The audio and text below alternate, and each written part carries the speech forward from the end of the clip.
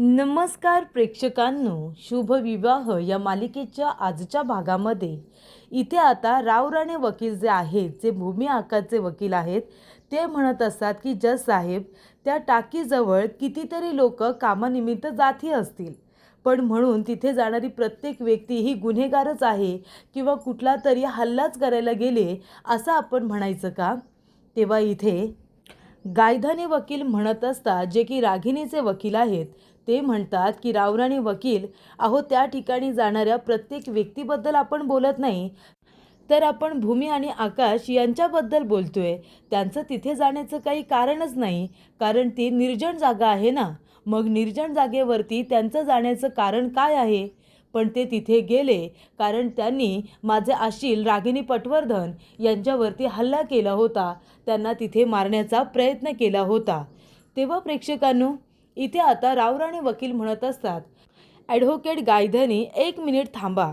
तुम्ही हा मुद्दा आहे ना आधी बाजूला ठेवा की माझ्या आशिलाने तुमच्या आशिलावरती जीवघेणा हल्ला केला की नाही, यानंतरच्या गोष्टी आहेत.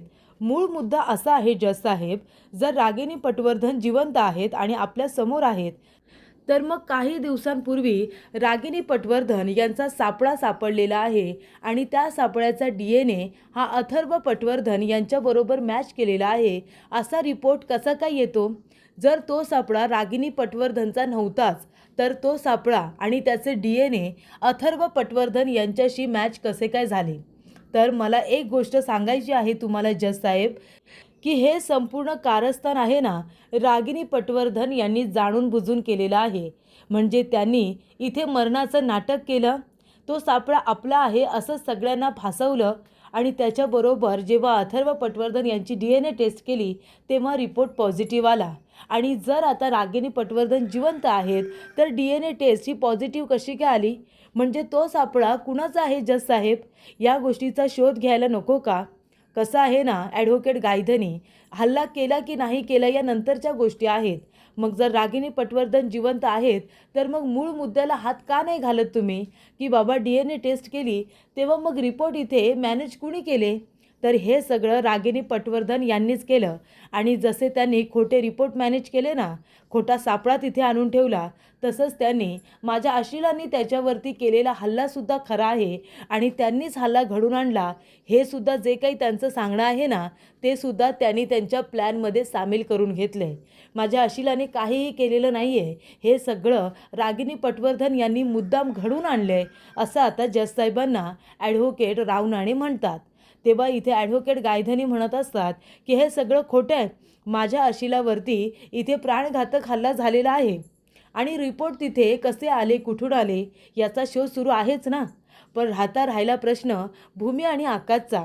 त्यांनी इथे माझ्या आशिलाला मारण्याचा प्रयत्न केला, हे तर सत्य आहे. तेव्हा प्रेक्षकांनो, इथे आता पुरावा काय? ते म्हणतात की पुरावा काय, की हे सगळं रागिनी पटवर्धनने केलं आहे, तो रिपोर्ट कुणी मॅनेज केला, तो सापळा कुणी आणला, हे काही माहिती नाही आहे. तुमच्याकडे काही पुरावा आहे की हे सगळं माझ्या आशिलाने केलं आहे? तेव्हा प्रेक्षकांनो, इथे आता ॲडव्होकेट रावराणे म्हणतात, मला सुद्धा हेच म्हणायचं आहे ॲडव्होकेट गायधनी, जर तुम्ही माझ्याकडे पुरावे मागण्याची अपेक्षा करताय किंवा मी देण्याची अपेक्षा ठेवताय, तर मग तुमच्याकडे असे काही पुरावे आहेत का, की ज्याच्यावरून तुम्ही हे सिद्ध करताय की माझ्या आशिलानेच तुमच्या आशिलाला मारण्याचा प्रयत्न केला होता?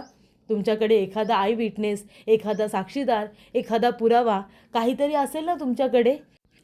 तर मग माझ्या आशिलाच्या विरोधामध्ये तुमच्याकडे जर पुरावे असतील ना, तर ते सादर करा, की माझ्या आशिलानेच त्यांना मारण्याचा प्रयत्न केला म्हणून उगाचच हवेत काहीही बोलू नका. तेव्हा रागिनी आता मध्येच उभी राहते आणि म्हणत असते की जज साहेब, तुमची परवानगी असेल तर मला काहीतरी बोलायचं आहे. तेव्हा ॲडव्होकेट गायधनी म्हणतात की जज साहेब, माझ्या आशिलाला तुमच्याजवळ थोडंसं बोलायचं आहे, प्लीज इथे तुम्ही परवानगी द्या. तेव्हा प्रेक्षकांनो, इथे जज साहेबांनी परवानगी दिलेली असते. तेव्हा प्रेक्षकांनो, इथे आता रागिनी म्हणत असते की जज साहेब, मला तुम्हाला विनंती करायची आहे. काही दिवसांपूर्वी मी इथे नव्हते, पण नक्की काय काय घडलं होतं हे मला तुम्हाला सांगायचं आहे. माझा भाऊ गेल्यानंतर त्याचा बिझनेस मी नेटाने सांभाळला. मी पूर्ण हिमतीने, मेहनतीने तो उभा केला, पुन्हा वाढवलासुद्धा. आणि नंतर माझ्या भाच्याचं लग्न झालं आणि त्याची बायको घरामध्ये आली आणि तिला ही गोष्ट खटकली की आमचा बिझनेस ही बाई का सांभाळते. म्हणूनच ती तेव्हापासून माझा राग करत आली आणि ती आकाशला माझ्या विरोधामध्ये भडकवायला लागली आणि तेव्हापासूनच हा कलह सुरू झाला. तेव्हा इथे भूमीवरती रागिनी पटवर्धन खोटे नाटे आरोप करायला सुरुवात करते. तेव्हा प्रेक्षकांनो, तेव्हापासून भूमीचा माझ्यावरती डोळा आहे आणि ती मला मारण्याचा प्रयत्न करते आणि तो तिने डाव साधला. तिने मला मारलं, टाकीमध्ये टाकलं आणि त्यानंतर 7 वर्ष मी कोमामध्ये होते. तेव्हा इथे ॲडव्होकेट रावराणे म्हणत असतात की मला त्यांना प्रश्न विचारण्याची परवानगी द्या, मला त्यांना काही प्रश्न विचारायचे आहेत. तेव्हा ॲडव्होकेट रावराणे म्हणतात की काय बोलताय तुम्ही रागिनी पटवर्धन, की तुम्ही 7 वर्ष कोमामध्ये होतात का? तेव्हा रागिनी म्हणते हो. मग 7 वर्ष कोमामध्ये असल्यानंतर तुम्हाला असं का वाटलं नाही की आपण आधी आपल्या घरी गेलं पाहिजे, नाहीतर पोलिसांना सरेंडर केलं पाहिजे? कारण जज साहेब महत्त्वाच्या गोष्टीकडून आपल्या सगळ्यांचं दुर्लक्ष होते आणि म्हणजे ते की रागिनी पटवर्धन या स्वतः गुन्हेगार आहेत. कारण जेव्हा इथे पोलीस त्यांना अरेस्ट करून घेऊन जात होते तेव्हा त्या त्यांच्या तावडीतून पळून गेल्या होत्या आणि त्या पळून गेल्या. त्याच्यानंतरला त्यांच्याबरोबर जे काही घडलं त्याबद्दल आपल्याला काय माहिती? मग त्यांनी जर सरेंडर केलं असतं तर जास्त बरं झालं असतं नाही का? त्यांच्यावरती आधीच खूप मोठे मोठे आरोप आहेत, त्या क्रिमिनल माइंडेड आहेत आणि आधीसुद्धा त्यांनी खूप जास्त गुन्हे केलेले आहेत. तेव्हा इथे ॲडव्होकेट गायधनी म्हणत असतात की तुम्ही माझ्या आशिलावरती नको ते आरोप करू नका, कळलं का? काही पुरावे आहेत का तुमच्याकडे? माझ्या आशिलावरती जे काही तुम्ही आरोप करताय त्याचे काही पुरावे आहेत? तेव्हा ॲडव्होकेट रावराणे म्हणतात की हो, सगळे पुरावे होते ना, पण इथे 2 दिवसांपूर्वीच आपल्या पोलीस स्टेशनमध्ये जे आता पुरावे ठेवण्याची जागा आहे त्याला आग लागली आणि तिथे आता पुरावे ठेवण्याच्या जागेला आग लागल्यानंतर रागिनी पटवर्धनच्या विरोधामध्ये जेवढे काही पुरावे होते ते सगळे जळून खाक झाले. म्हणून तुम्ही पोलिसांना आणि इथे माझ्या आशिलांना रागिनी पटवर्धन यांच्या विरोधामध्ये पुरावे गोळा करण्यासाठीचा वेळ द्यावा. तेव्हा प्रेक्षकांनो, इथे आता गायकवाडला विचारलं जातं की नक्की काय घडलं होतं. तेव्हा गायकवाड म्हणत असतात की आपल्या पोलीस स्टेशनमध्ये ज्या ज्या ठिकाणी आता आपण संपूर्ण पुरावे ठेवत असतो, रेकॉर्ड ठेवत असतो, अचानकपणे त्याला आग लागली तेव्हा सगळे पुरावे जळून खाक झाले आणि म्हणूनच मी कोर्टाला विनंती करतो की जज साहेब, मला 1 दिवसासाठी का होईना पण रागिनी पटवर्धन यांची कस्टडी देण्यात यावी. आणि जज साहेबांनी 1 दिवसाची कस्टडी गायकवाड यांना दिलेली असते. आणि त्यानंतर प्रेक्षकांनो, इथे आता ॲडव्होकेट रावराणे हे आता भूमी आकाशचे वकील आहेत. तर गायधनी म्हणत असतात की मग तुम्ही इथे आकाश आणि भूमी यांनासुद्धा 1 दिवसाची कस्टडी द्यावी, त्यांनासुद्धा खुलं सोडू नये. तेव्हा त्यांनासुद्धा 1 दिवसाची कस्टडी आता सांगितलेली असते. तेव्हा प्रेक्षकांनो, अशा रीतीने आता हा कोर्टातला खेळ रंगलेला असतो. दोन्हीही वकील आता खूपच जास्त एकमेकांना खाली पडण्याचा प्रयत्न करत असतात. पण प्रेक्षकांनो, भूमी आणि आकाश जे वकील असतात, ॲडव्होकेट रावराणे, ते खूपच उत्तम असतात. आता ॲडव्होकेट गायधनी यांना तर पैसे दिलेले असतात, त्यामुळे ते खोटे नाटे बोलत असतात, खोटे साक्षीदार उभे करत असतात. पण इथे ॲडव्होकेट रावराणे यांनी मात्र भूमी आकाशची बाजू उत्तम पद्धतीने मांडलेली असते. त्याचबरोबर प्रेक्षकांनो, आता कोर्टामध्ये इथे आता बाहेर आल्यानंतर भूमी आकाश आणि रागिनी तिघांचा आमनासामना होतो. एकमेकांच्या समोर येऊन उभे राहिलेले असतात. तेव्हा रागिनी म्हणते, काय गं, काय झालं शेवटीला?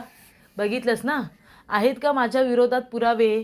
तेव्हा भूमी म्हणते, पुराव्यांचं काय, पुरावे गोळा होतीलच, तुम्ही इथे थोडा वेळ वाट बघा, लगेच हवेत उडू नका. तेव्हा रागिनी म्हणत असते, तुम्ही बास करा रे, तुमची बोल बच्चन बास करा. तू काय जरा हे आहेस का ग? म्हणजे तुला काय वाटतं की तू मला शिक्षा देणार आणि मी ती हसत हसत सहन करणार, असं वाटलं होतं तुला?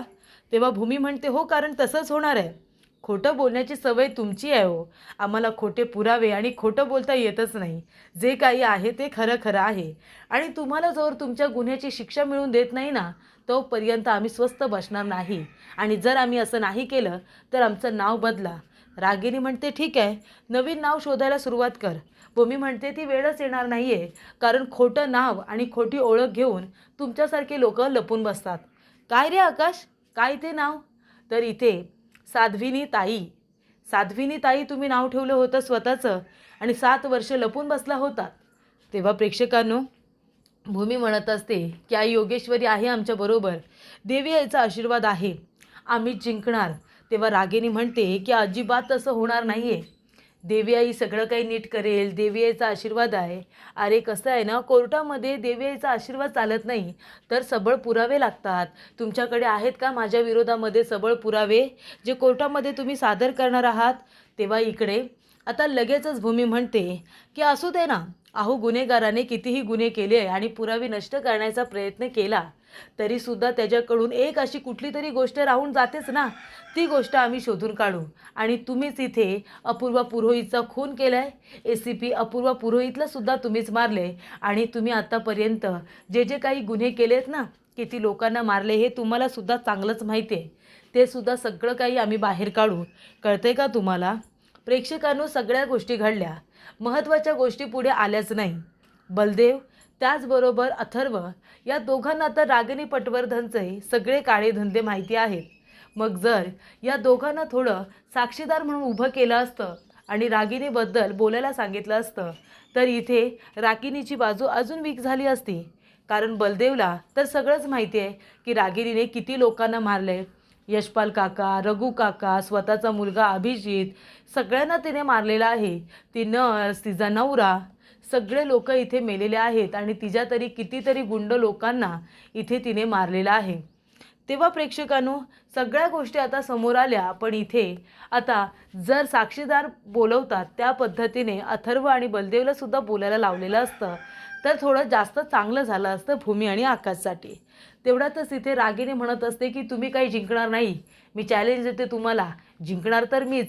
भूमीने ते चॅलेंज आता ॲक्सेप्ट केलेलं असतं. ती म्हणते की तुम्हाला तुमच्या गुन्ह्याची शिक्षा मिळून देणारच, कारण देवी आईसुद्धा वाट बघत होती. तुमच्या पापाचा घडा भरलाय आता आणि त्यामुळे तुम्हाला तुमच्या गुन्ह्याची शिक्षा मिळणारच, असं प्रेक्षकांनो इथे आता भूमी म्हणालेली असते. तेव्हा तिथे पत्रकार आलेले असतात. पत्रकार म्हणतात, हे काय बघतोय आम्ही, रागिनी पटवर्धन तुम्ही जिवंत आहात. तेव्हा रागिनी म्हणते, काय करणार आता, देवी आईची कृपा. एका बाजूला म्हणत असते की देवी आई काही पुरावे तुम्हाला आणून देणार नाही आहे, आणि दुसऱ्या बाजूला म्हणत असते की देवी आईची कृपा, आणि भूमीकडे बघत असते. तेव्हा भूमीला तिच्या ह्या बोलण्याचा आणि वागण्याचा प्रचंड तिरस्कार आणि राग येत असतो प्रेक्षकांनो. तेव्हा इथे आता पत्रकार म्हणत असतात, काय मग रागिनी पटवर्धन, तुम्हाला काय म्हणायचं आहे? तुमचं अख्खं महाजन कुटुंबच इथे क्रिमिनल आहे का, किंवा गुन्हेगार माइंडेड आहे का, असं म्हणायचं आहे तुम्हाला? तेव्हा भूमी म्हणत असते, एक मिनिट, घरातली एक व्यक्ती चुकीची निघाली म्हणून तुम्ही सगळ्याच माणसांना गुन्हेगार म्हणाल का?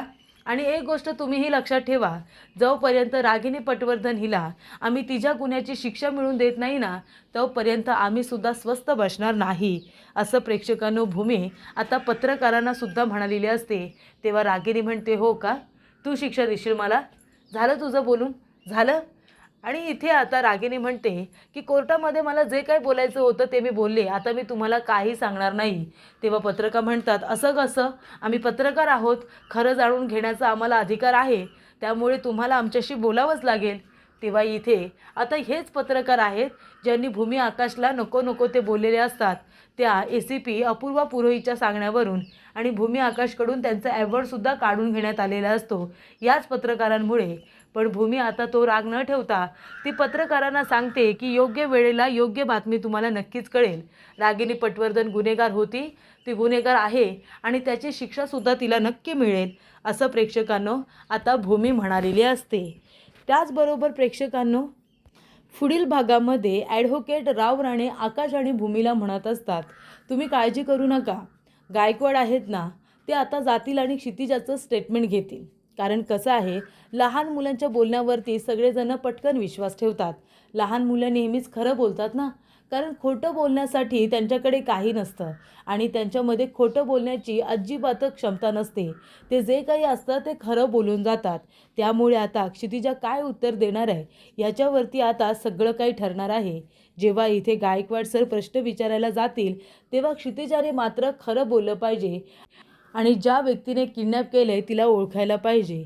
तेव्हा गायकवाड सर आता आलेले असतात आणि ते इथे क्षितिजाला म्हणत असतात की क्षितिजा बाळा, सांग, हा फोटो बघ, हा नीट फोटो बघ आणि मला सांग, तुला ज्या बाईने किडनॅप केलं होतं ती हीच बाई आहे का? हीच ती बाई आहे जी तिला पळून घेऊन गेली होती? तेव्हा क्षितिजा म्हणते की हो, हीच ती बाई आहे जिने मला पळवून नेलं होतं. तेव्हा इथे गायकवाड सरांची खात्री पडते की ती व्यक्ती दुसरी तिसरी कुणी नसून रागिनी पटवर्धनच आहे. तिने क्षितिजाला किडनॅप केलं होतं. तेव्हा प्रेक्षकांनो, इथे आता गायकवाड सरांना त्यांचं उत्तर मिळालेलं असतं. तेव्हा रागिनी पटवर्धनची कस्टडी आता वाढणार असते. तेव्हा ॲडव्होकेट गायधनी म्हणत असतात की मॅडम, तुमची आता कस्टडी वाढू नये यासाठी माझ्याकडे एक आयडिया आहे. मी जसं सांगेन तुम्हाला तसंच करायचं आहे.